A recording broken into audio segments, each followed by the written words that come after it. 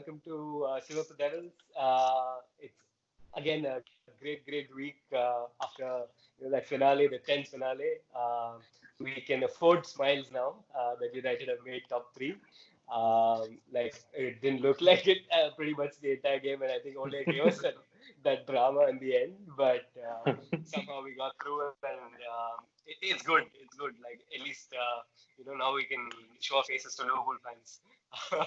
But today we have. You don't want to speak to Liverpool fans, Nishit. You don't want to speak to Liverpool fans. Yeah, that would have been worse. Like we might have not been able to speak to Chelsea fans.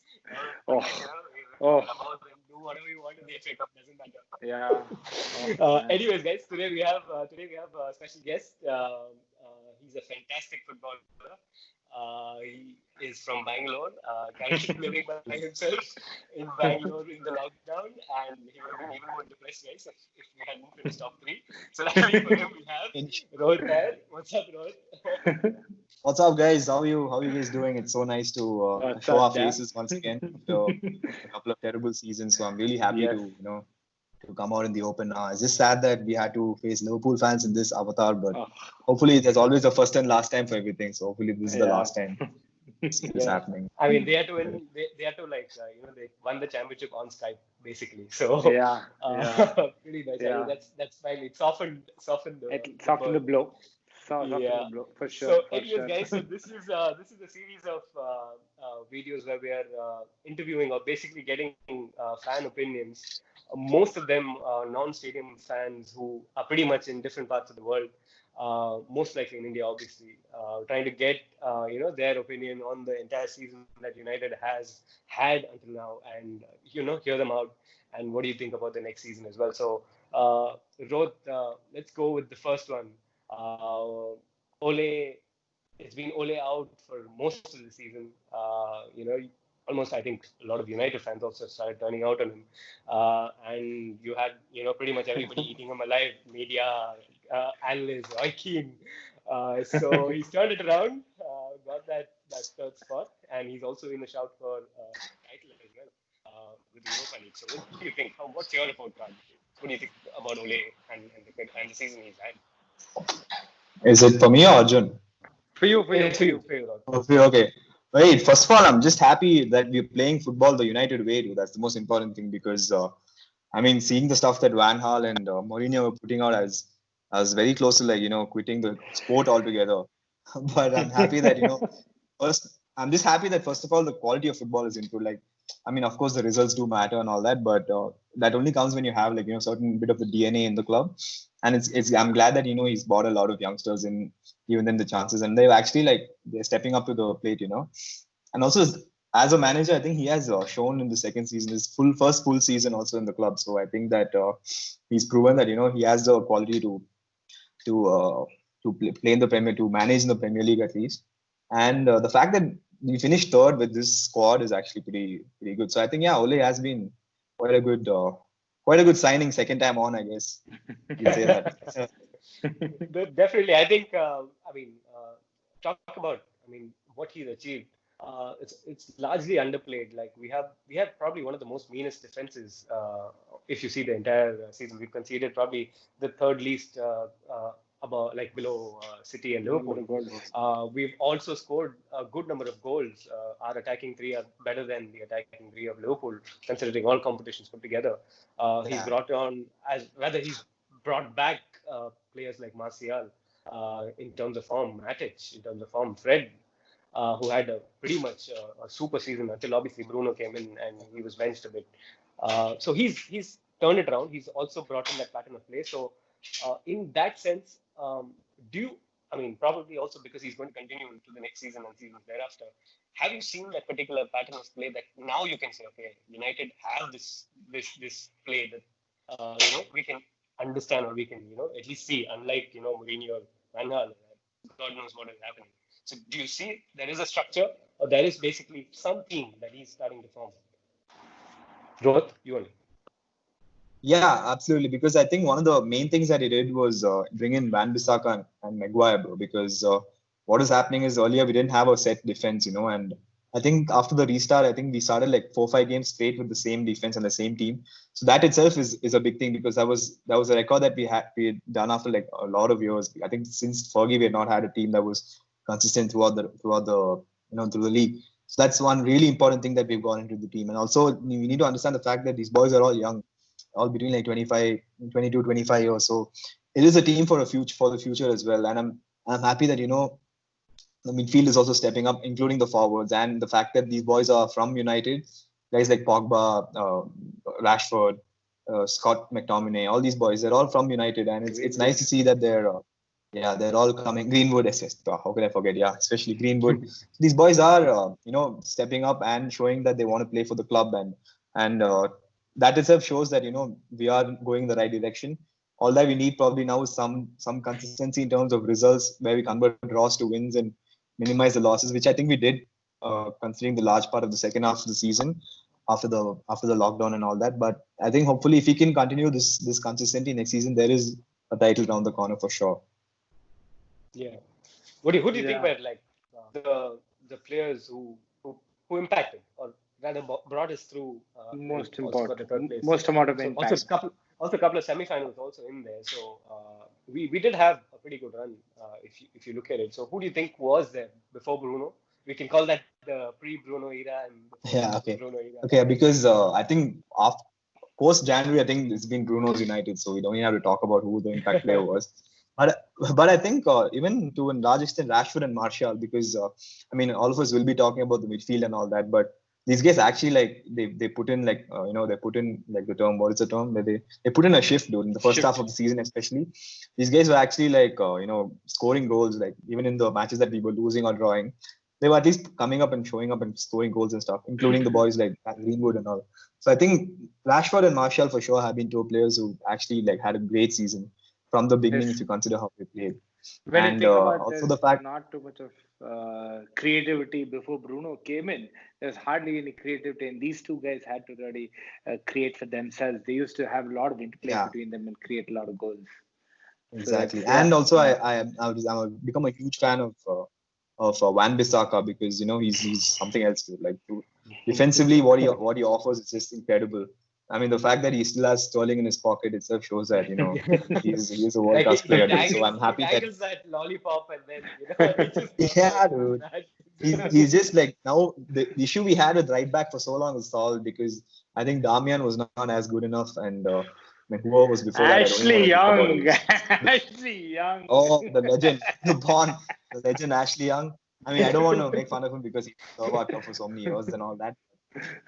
Also thinking of the fact that we got rid of guys like Ashley Young, Fellaini, Lukaku, all these boys, it actually bode well. It became well for us in the end, because their positions when they left were allowed to be filled by these boys who were able to, work the way that they want to play. Ole got a lot of stick for not replacing them.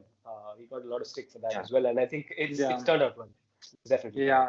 Talking about people replacing and all of that, Rohit, why don't you tell us your three players that you want coming into the squad this coming season, and three people you want to replace, get out of the squad. Okay, so I would like to see first of all Dean Henderson come in, but obviously I don't want De Gea to go out as well, because I want him to have like a better competition. But it's confusing because even Romero is playing well enough, but if you have a keeper of Dean Henderson's quality, I think De Gea will be a little shaken probably to step up the game. So I think Dean Henderson should come in, according to me. And I think we need another quality like centre back at least. Either centre back or left back, but I think a centre back is more priority. So I think probably someone like a Koulibaly, if he can come in, that would be great. And of course, if Jadon Sancho can come, then bro, why do you need to play? We just won the league. Done. Next 5 seasons done, dude. No need to play on. So, Right. These 3 guys should come in for sure. 3 people out. Who do you want? Who do you love to see out of the club? Sadly, I would like to see our boys only actually. I want to see Andres Pereira out. I think his time is done here. Sadly, even though I mean he's a good person. Like he looks like he's a really committed guy, but I don't think he has the talent to stay for the club. Then as much as I'd like to I don't know. I'm on the fence with this one. I think Jesse Lingard also might have to go because he's old enough now, dude. Like he's a good squad player and all that, but I think we can get better squad players. If Sancho does come in, then he should be the one who's leaving way and all that. And also, I think I'd say I don't think anyone else should leave the club. Phil Jones, of course. I think Phil Jones should leave. He's hiding. We almost forgot about He's it. hiding in the background. Non-existent. He's hiding in the Yeah, background. he's not coming out in the open. He knows that if he comes out, people When they be making the transfer list, this guy will be hiding in the background. They can't catch him, dude. And then afterwards, then he'll come back again. So I think, Phil Jones, 10 years in the club, it's pretty incredible that he's been I there for think 10 years. I I don't know got the how. caption for the What about Alexis Sanchez? What do you think about Alexis Sanchez? Do you think he can revive his career at United? Yeah, if he takes like £350,000 pay cut, then I think okay, fine. But dude, like he seems like he's somewhat revitalized at Inter Milan. Dude. Like honestly, before he joined United, I was a big fan of him. You know, he genuinely was a world class player.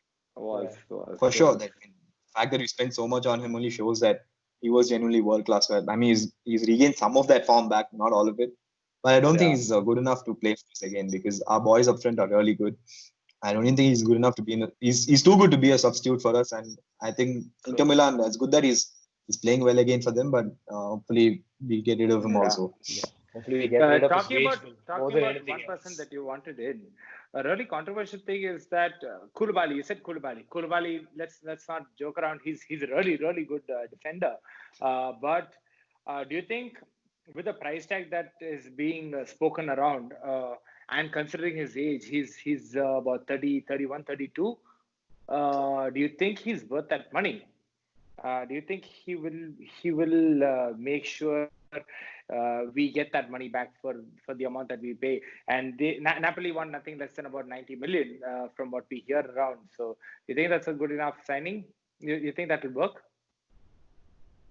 I mean, no. If it's worth that much, I don't think it's so. I mean, monetary wise, I don't think it makes sense. But of course, the market is such that it's inflated. And also, if you get rid of Sanchez, I think a big part of our wages will get there will be space in the wage gap. So I think I mean, if it has to come down to it, even if we don't get Koulibaly, maybe someone with Premier League experience to some extent we should get, because I do think that I'm not sure with Lindelof and Maguire at the back. I think Maguire is good in the air, but we need someone who's good at with his feet and stuff. So I think we do require a player who can play from the back better than we should rate Sheffield United. We should really rate Sheffield United. Yeah, we should rate them. Sheffield should become our Southampton for what Liverpool. You know what? with all the speculation of how Ole is speaking to Nathan Ake right after the game and all of that, wouldn't be too bad a shot. Nathan Ake also wouldn't be too bad a shot. And also, but I think right? He's going with young English players more likely. So it looks like he's going to pick somebody from the Premier League and from a British perspective. So. Right.